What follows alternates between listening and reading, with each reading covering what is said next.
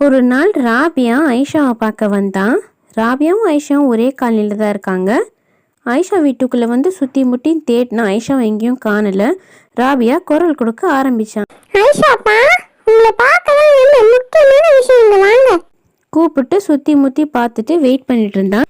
உள்ள கிச்சனில் ஆயிஷா, யார் குரலை பார்த்தா ராபியா மாதிரி தெரியுது, சரி வெளியே போய் தான் பார்க்கலாம் அப்படின்னு மனசில் நினைச்சாலும் வெளியே குரல் கொடுத்தா. ராபியா உட்காருமா வரேன் அப்படின்னு சொல்லி கிச்சனை விட்டு வெளியே போய் ஹாலில் பார்த்தா ராபியா இருந்தான். 2 பேரும் பேச ஆரம்பித்தாங்க. ராபியாவும் ஆயிஷாவும் ஒரே காலனியில் தான் இருக்காங்க. அடிக்கடி பார்த்து பேசிப்பாங்க. ஆயிஷா வெளியே வந்தது ராபியா பார்த்த உடனே ஒரு செகண்ட் கூட வெயிட் பண்ணாமல் கடன் எல்லாமே பேச ஆரம்பிச்சா. ஐஷாப்பா, இந்த வாரத்தை நான் அப்டேட்டோட வந்திருக்கேன் பாருங்க. போன வாரம் என்னால் சரியா பேச முடியல, அதனால போன வாரம் மிச்சம் சொல்லி இன்னைக்கு கிட்ட சொல்லி முடிச்சேன். வெயிட் பண்ணுங்க.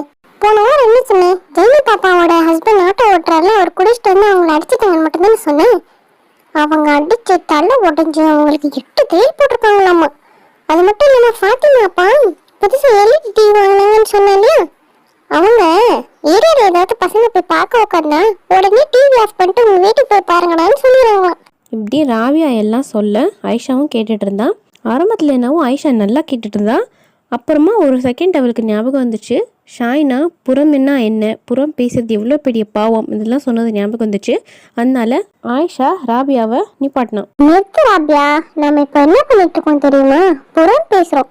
என்ன ஐஷாப்பா, கொஞ்சம் நான் அப்படியே இருக்க லேட் ஆச்சுன்னு உடனே இந்த அப்படியே நியூஸை புறம்னு சொல்லிட்டீங்க பார்த்தீங்களா.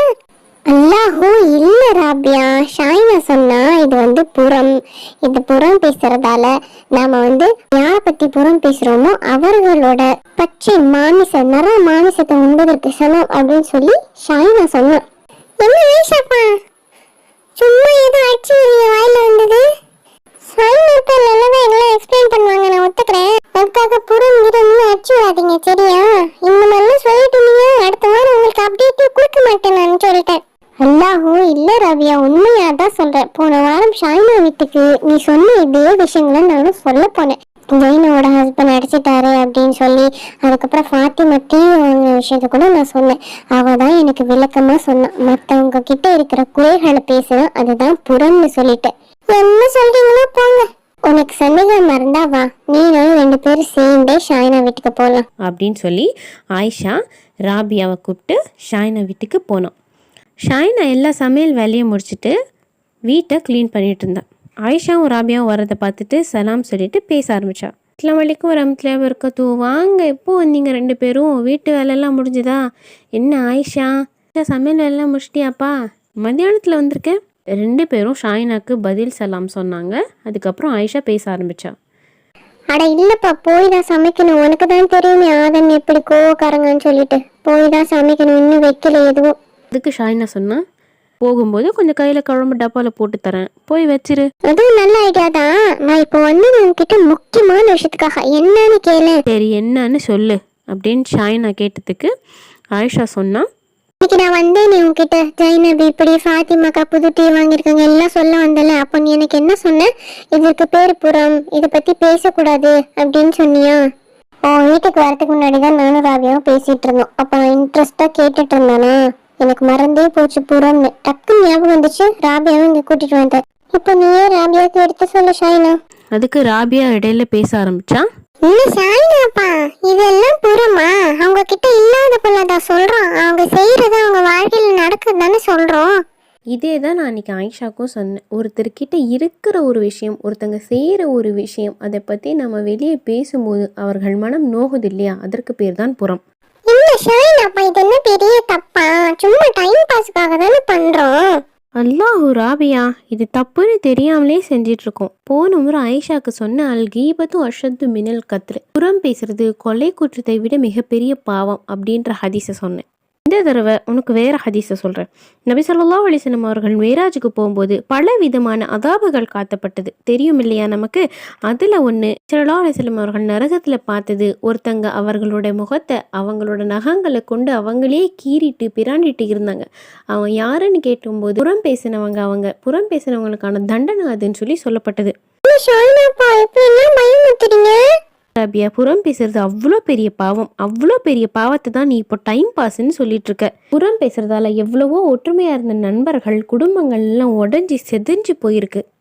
இப்போ நான் என்ன ஷைனாப்பா பண்றது? அல்லாஹ் கிட்ட பாவ மன்னிப்பு கேளு. யாரை பத்தி புறம் பேசுனியோ அவங்க கிட்ட போய் மன்னிப்பு கேளு. அப்போ ஆயிஷா இடையில பேச ஆரம்பிச்சா. நீ சொன்னதுக்கு அப்புறம் நான் அதெல்லாம் பண்ணிட்டேன். ஆனா இப்போ ராபியா வந்து பேசினதுல இருந்து நானும் ரொம்ப இன்ட்ரெஸ்டா கேட்க ஆரம்பிச்சேனே, அதை தடுக்க ஏதாவது வழி இருந்தா சொல்ல. அதற்கு ஷாயினா சொல்ல ஆரம்பிச்சா, புறம் பேசுறதை தவிர்க்கிறதுக்காக பெரியார் ஒருத்தங்க கிட்ட போய் அட்வைஸ் கேட்கும்போது அந்த பெரியார் இந்த 6 பாயிண்ட்டை சொல்லியிருக்காரு. இன்ஷால்லா இந்த 6 பாயிண்ட்டை ஃபாலோ பண்ணனா நாமளும் புறம் பேசுறதை தவிர்க்கலாம். முதலாவது விஷயம், அவ சொல்றத காது கொடுத்து கேட்காம ஏதாவது வேலை இருக்கிறதா சொல்லி மழுப்பிட்டு அனுப்பிடணும். இரண்டாவது விஷயம், அவன் புறம் பேசுறத தீமை அப்படின்னு சொல்லி எடுத்து சொல்லணும். ஹதீஸ்களில் வந்ததெல்லாம் நம்ம அவங்களுக்கு சொல்லலாம். மூன்றாவது விஷயம், அல்லாஹுக்காக அவனை கோபிச்சுக்கொள்ளணும். எந்த ஒரு விஷயத்தை செஞ்சாலும் அல்லாஹுக்காக செய்யணும்னு சொல்லி ஹதீஸில் வந்திருக்கு. அதனால அல்லாஹுக்காக அவங்கள கோபிச்சுக்கணும். நாலாவது விஷயம், அவன் சொன்னது கரெக்டா இல்லையா, பொய்யா, உண்மை, அதெல்லாம் ஆராயக்கூடாது. இப்படி ஆராய்ஞ்சா நாமளும் அவன் புறம் பேசுறத ஆதரிக்கிறோம், இன்ட்ரெஸ்ட் காட்டுறோம்னு அர்த்தம். அஞ்சாவது விஷயம், அவன் மேலே எந்த ஒரு கெட்ட எண்ணமும் வரக்கூடாது. அதாவது இவனே புறம் பேசுகிறான், இவன் எப்படி நல்லவனா இருப்பான் அப்படின்ற எண்ணம் நமக்கு வரவே கூடாது. ஆறாவது விஷயம், அவர்கள் பேசுகிற பேச்சுக்கு வெறுப்பு காட்டணும். அதாவது புறம் பேசும்போது மட்டும் வெறுப்பு காட்டணும். மற்ற நேரங்களெல்லாம் புன்னகையோடு பேச சொல்லி நபி ஸல்லல்லாஹு அலைஹி வஸல்லம் சொல்லியிருக்காங்க. அதனால மற்ற நேரங்கள்லாம் புன்னகையோடு நார்மலாக எப்பயும் பேசுகிற மாதிரி பேசிட்டு, புறம் பேசும்போது மட்டும் அவர்கள் பேசுகிறத பிடிக்காத மாதிரி வெறுப்பு காட்டுற மாதிரி செய்யணும். அதுக்கு ஆயிஷா சொன்னா, இன்ஷால்லா ஷைனா, போன தடவை மாதிரி இந்த தடவை இதெல்லாம் ஞாபகம் வச்சு நான் ஃபாலோ பண்ணுறதுக்கு ட்ரை பண்ணுறேன். ஷாயினா ராபியா கிட்ட சொன்னா, ராபியா நீ சின்ன பொண்ணு, நாளைக்கு உனக்கும் நிக்கா நடக்கும், நீயும் ஒரு குடும்பத்துக்கு போவ, குடும்பம் பெருசாகும். இந்த மாதிரி தப்பெல்லாம் சின்ன வயசுலேயே விட்டுருமா, இன்ஷா அல்லாஹ், அல்லாஹ் போதுமானவன். ராபியாவுக்கு இன்னும் நிக்கா நடக்கல, அதை மீன் பண்ணி தான் ஷாயினா சொன்னான். அதுக்கு ராபியா மனம் வருந்திட்டே, இன்ஷால்லா ஷைனாப்பா, இதெல்லாம் நான் தெரியாததா சொல்லிட்டேன், இன்ஷால்லா இதுக்கப்புறம் விட்டுறேன் அப்படின்னு சொல்லி ஆயிஷாவும் ராபியாவும் இன்னும் கொஞ்சம் நேரம் பேசிட்டு அங்கேருந்து கிளம்பி போனாங்க. லாஸ்ட் வீடியோவிலே புறம் பேசுறதுக்கான தீமைகள் ஹதீஸ்கள்லாம் போட்டாச்சு. இந்த வீடியோவில் புறம் பேசுறது மேலே இன்ட்ரெஸ்ட் காட்டாமல் இருக்கிறதுக்காக 6 விஷயங்கள் தான் சொல்லப்பட்டிருக்கு. அஸ்ஸலாமு அலைக்கும் வரஹ்மத்துல்லாஹி வபரகாத்துஹு.